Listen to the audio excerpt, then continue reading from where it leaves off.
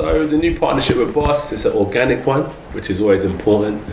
I like Boss in general, so having the opportunity to collab is an honour and a pleasure, especially coming from the boxing background as well. I think it connects with people from all different backgrounds, so it's a line that is actually accessible for everyone. You know, it's not just tailored for a certain demographic. I think it's available for everyone to use and everyone to try. There's some nice messages on there as well, some inspirational messages, some work ethic messages. Yeah, honestly, it really is.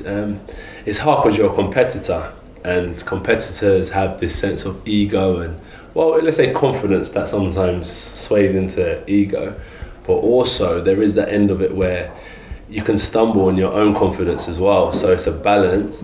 But other than that, I do think it's important outside your day-to-day job is to kind of treat people with respect, shake hands, and even though you are in a competitive sport, just to be humble as well, because it teaches the next generation that respect goes a long way as well.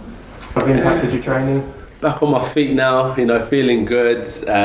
Even when I had the knee brace on, I was still training.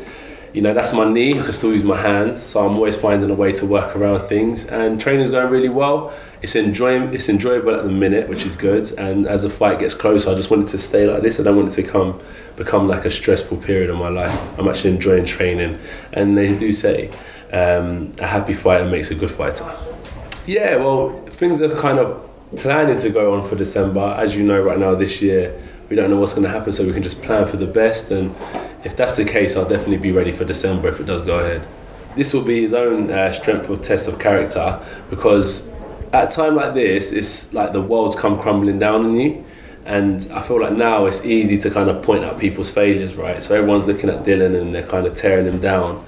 But at this present time, it means everything. Like, you know, like you should never let the failure get to your heart, right? It's that type of quote that we have to live by, because if you do, you're never going to be able to pick yourself back up. And I think with time, that's always the best healer. So in a year's time, he would have got over this period in his life, and it hopefully would have made him a stronger fighter and been able to come back a better person. Yeah, he'll get past the Povetkin fight. I think that's his main focus as well, because he wants that rematch. So I'll let him focus on that. But as a fighter, I've boxed Dylan before, and I'll box him again if I could as well. We were supposed to box last year. He didn't take the opportunity. Maybe he just wasn't ready, but as you've seen now, not only am I a threat in the division, people like Povetkin and all these talented heavyweights, they can punch, they can box, and they're dangerous. Obviously there's a lot of speculation about you and Fury at the minute. What's your relationship like with him these days? It's a balance. It's a balance. Look, I respect him. I don't really know him, but I just respect him as a human.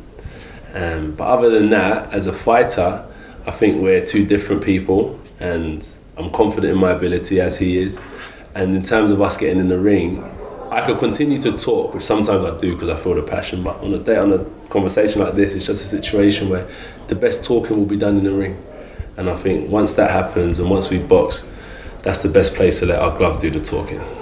As we've seen with Dylan, I think we've got to put them on an equal playing field, because if I say I've got the bigger test or he's got the bigger test, and you never know what's going to happen, you just never know. So I'm just going to say that they're both equal. They're both banana skin fights, because everyone's looking, it's like, get past this one, then there's the big one next. So this one is just as important as the big one. It could be the heavyweight match of the century, really. Well, on my side, definitely, 100%. On his side, he said that the fight had been agreed. Do you remember? He came on the news and said, we've agreed the fight. Then I listened to an interview the other week, and he said that we need to make the fight and stop messing around. And I'm like, okay, I thought you just said that. We agreed the fight. Then he said if Dylan wins, he's going to vacate the belt. So I just think he's got a lot of things going on in his life that when he says things, they don't really add up.